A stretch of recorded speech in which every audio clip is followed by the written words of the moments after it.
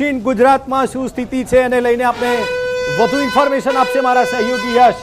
બિલકુલ, આગળ વાત કરીએ હવે દક્ષિણ ગુજરાતની, તો દક્ષિણ ગુજરાતમાં અત્યારે જે પ્રકારની પરિસ્થિતિ છે તેને લઈ સરકાર ખુદ જ્યારે ગ્રાઉન્ડ ઉપર ઉતરી છે ત્યારે ભારે વરસાદને કારણે દક્ષિણ ગુજરાતમાં અત્યારે તારાજીના દ્રશ્યો સામે આવી રહ્યા છે।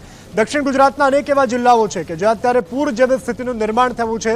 આ વિવિધ દ્રશ્યો પણ અમે આપને ટીવી સ્ક્રીન ઉપર બતાવી રહ્યા છીએ, જેમાં નવસારી હોય, વલસાડ હોય, વાપી સહિતના અનેક વિસ્તાર, સુરત શહેરની સાથે ગ્રામ્યમાં પણ અત્યારે આ જ પ્રકારની સ્થિતિ જોવા મળી રહી છે। 40% જેટલા એવા વિસ્તારો છે કે જે હજુ પણ પાણીમાં ગરકાવ છે।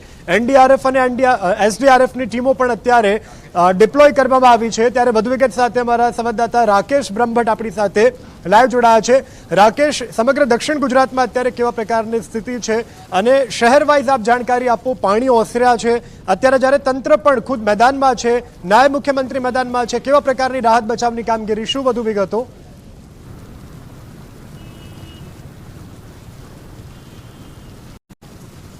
બિલકુલ, સુરત જિલ્લાની અંદર પડી રહેલા અતિ ભારે વરસાદ અને સુરતમાં વરસાદ છે તેનું જોર ઘટ્યું છે, પરંતુ લોકોની મુશ્કેલી હજી પણ યથાવત છે, કારણ કે ખાડી પૂરના પાણી છે તે હજી સુધી ઓસર્યા નથી। જેમાં વાત કરવામાં આવે તો સુરતના સણિયા હેબાદ છે, પર્વતગામ છે, લીંબાયત પેઠી ખાડી વિસ્તાર છે, પૂર્ણા કુંભારિયા છે, આ તમામ વિસ્તારોની અંદર ગળાડૂબ જે ખાડી પૂરના પાણી છે અને તંત્ર છે તે ગત મોડી રાતથી જ જે ખડે પગે સેવા આપી રહ્યા છે।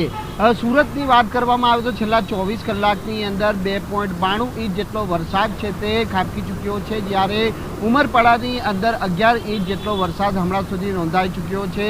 આવતીકાલે જે યલો એલર્ટ જાહેર કરવામાં આવ્યું છે, ત્યારે જે 10 થી 1ની સમય દરમિયાન છે તે ઓરેન્જ એલર્ટ છે તે સુરતમાં જાહેર કરાયું છે। એટલે ભારેથી અતિ ભારે વરસાદ છૂટો છવાયો ક્યાંક પડી શકે છે અને તેના કારણે તંત્ર હજી પણ એલર્ટ મોડ પર જ છે, પરંતુ જે પ્રમાણે ખાડી પૂરના પાણી ભરાયા છે તેના કારણે નાના અને મધ્યમ વર્ગના લોકોને મોટું નુકસાન થયું છે। પછી એ વેપારી વર્ગ હોય કે પછી રહેણાંક વિસ્તારમાં રહેતા લોકો હોય, લોકોની ઘર વખરીના સામાનને નુકસાન થયું છે, દુકાનમાં રહેલા સામાનને નુકસાન થયું છે।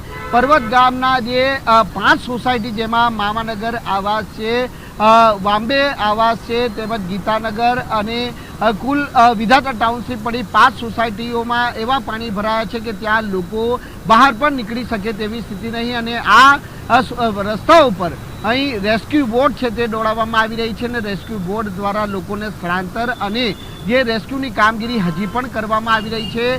જે પ્રમાણે આંકડા પ્રાપ્ત થયા છે તે મુજબ જિલ્લામાંથી કુલ 2713 લોકોનું હમણાં સુધી રેસ્ક્યુ કરી અને સ્થળાંતર કરવામાં આવ્યા છે, જ્યારે આજરોજ સુરતની અંદર 174 જેટલા લોકોનું રેસ્ક્યુ કામગીરી કરી અને તેઓને સલામત સ્થળે ખસેડવામાં આવ્યા છે।